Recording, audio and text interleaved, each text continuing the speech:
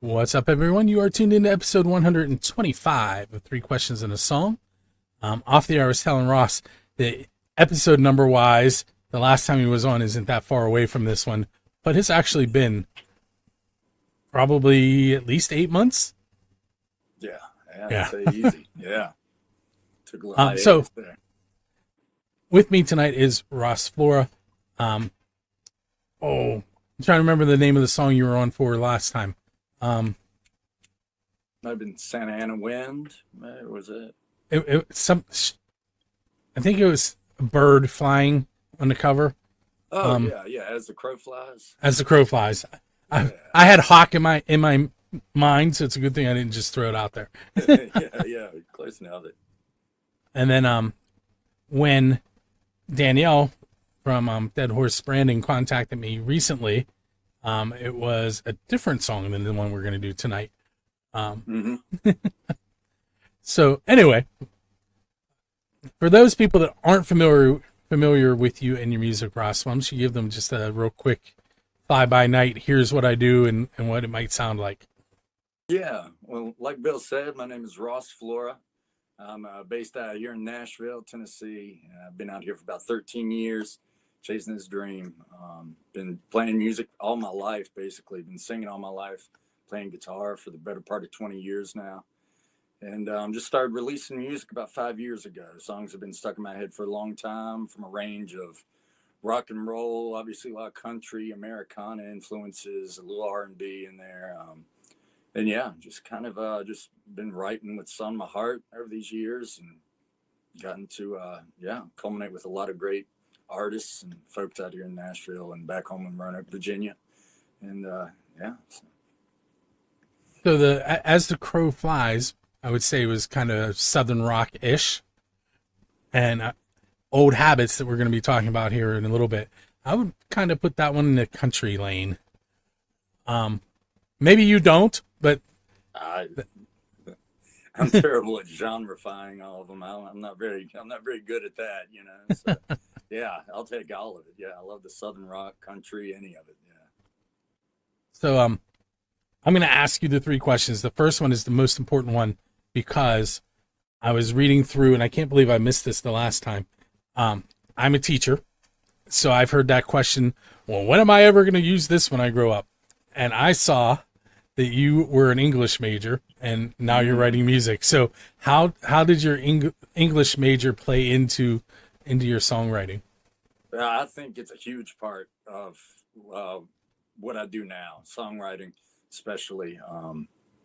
Yeah, I didn't really plan on it. Honestly, I just kind of wanted to get a baseline kind of degree in case, if I couldn't make a living doing music, I wanted something I could either go back to school for, or a degree that would, cross a lot of platforms job wise. And just being able to communicate was what I was going for. But being able to study all the classic stories, and, just reading about and watching and reading about all the, archetypal type stories really gave me a depth, I think, in terms of studying all that. So it comes in handy a lot.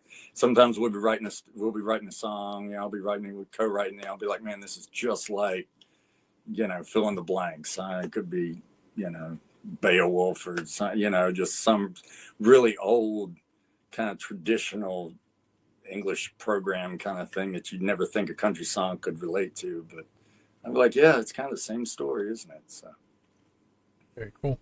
And now I'm gonna turn that into a short and show it to my students. oh yeah, please do. Yeah, it pays off. I'm really not, because I try and keep them away from my podcasts. Oh gosh, man. Oh. I'll dub somebody else's voice and face over me, and then here, look what I found. Right. It's not your teacher here. Yeah. So much like the last time you were on, I looked through the information for the new track, and there are some pretty big names involved. You want to do a little bit of name dropping for us, and that doesn't count as a question. Oh yeah. So with this song, I co-wrote it a little over a year ago with a good buddy of mine, D. White, and he's written some great songs. He's an amazing musician and singer, and yeah, he just released an album as well, so you need to check his out as well. And yeah, like I say, we co-wrote it, just waited on the project. I wanted to release it with a couple other songs, and yeah, time felt right, and real happy with how it came out. So yeah, Very cool. Um, so Old Habits is a single off an upcoming album. Is that correct? Like really soon being released, or it was just released? yeah, it's soon to be released here in a couple weeks. I'm not exactly, yeah.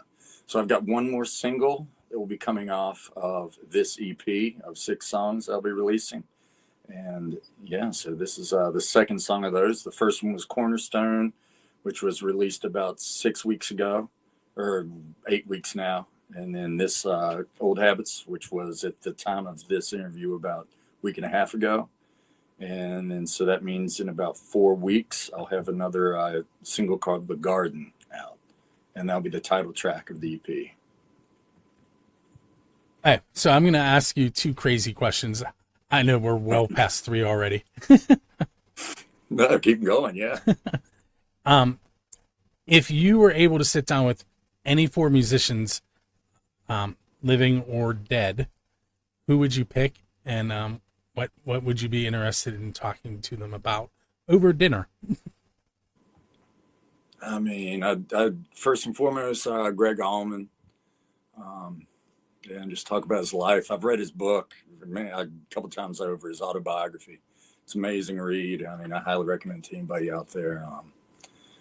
Probably Frank Sinatra. He's one of my favorite artists of all time, and yeah, just love his style. Just love to talk to him about the old days coming up. I mean, that must have been a wild time to be his career of playing and what he's able to do.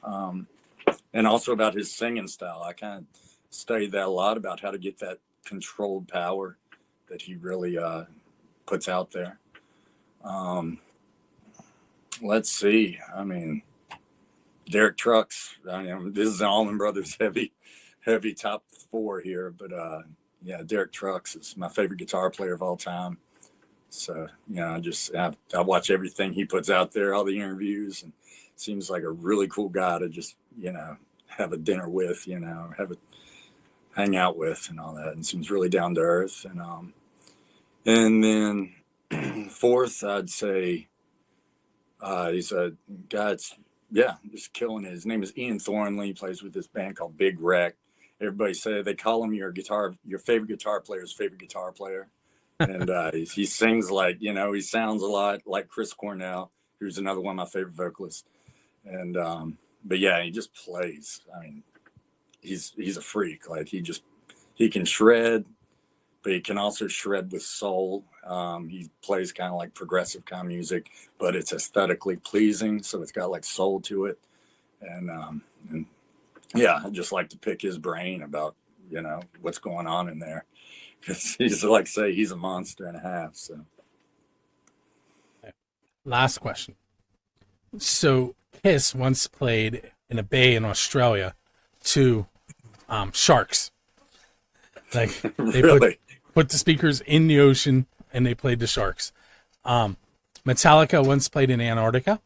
My friend Jazz, who's on Music from the 412, not only played in Antarctica, but played at the South Pole. So my question is, what is a non-traditional place that you would like to perform? I mean, if Elon can get me to Mars, that'd be awesome. I guess, maybe the moon or something like that. But, I mean, here on Earth, I don't know. Whenever, maybe non-traditionally, I was lucky to be able to go over to Scotland. Got to see Isle of Skye. Spent a little time over there for my little sister's wedding about a year and a half ago, and I'd say a festival out there. It's right there on one of them locks. Maybe played in Nessie. That'd be pretty perfect. Very cool. I need to hook you up with Jazz now that I brought him up. He has a show called Jazz's Rock and Road Show, and all right. He is a producer. He owns a company called Rattleclack Entertainment, and he travels all over the world to produce conferences. And when he's out there, he records himself visiting the sites and museums and things and then he interviews bands, and then the bands play on the show. So, All right. I'm sure you wouldn't come to his house in the Pittsburgh area, but maybe you guys could find somewhere where he could record you in Nashville the next time he's in the area. Absolutely. So Yeah. I will put you on his radar, and I'll give you his information as well. Yeah, please do, right. man. So we're at the point where it's the and a song part. So tell us a story about old habits. It could be about recording. It could be what the song's about, where the what made it pop into your head and started it. Anything that you want to tell us about it. Yeah, well, let's see. So, I mean, I guess like as I've gotten older, I've been here in Nashville since I was about 22 years old, and I kind of met up with D and had this idea for like, why don't we write a lighthearted song about like our old habits and how dumb they were and kind of, what we learned from them, kind of make it like a lighthearted thing. And it ended up taking on a life of its own. It kind of got a little slightly heavier kind of a tone to it, but it's, yeah, it was just that song took on a life of its own for sure. And yeah, D and I, we wrote it. We tend to write, like, I prefer if we're doing like co-writing, like get the meat and gravy of the song down and then meet up in like a week or two, like let it percolate. Like, don't fully finish it on the first. That's something I learned being an English major. You gotta have your drafts about stuff, and your editing processes and all that. And so we met up the second time, and we both had a couple notes that we ended up throwing in there and some edits, and that's where this song really kind of took on its own life. And other than that, this is the first song I've recorded everything on, including programming the drums there. So that was a monster and a half. That was about a week's worth of work right there. And learning how to do that, just barely learning how to do it, dipping my toe in the water. But that's how all of this came about. I figured it out via YouTube. Trial along and the error, way. Yeah. Hey, well, Ross, I want to thank you for hanging out with us tonight. And those of you that are about to hear the song, make sure you head to ross-flora.com, ROSS-FLORA.com. You can check out As the Crow Flies, Cornerstone, Old Habits, and I'm sure there are other songs there, but those are the three that I'm aware of. And with that said, we're going to slide into the video, and we'll see you on the next episode. Thank you, Bill. Appreciate you all. Thank you.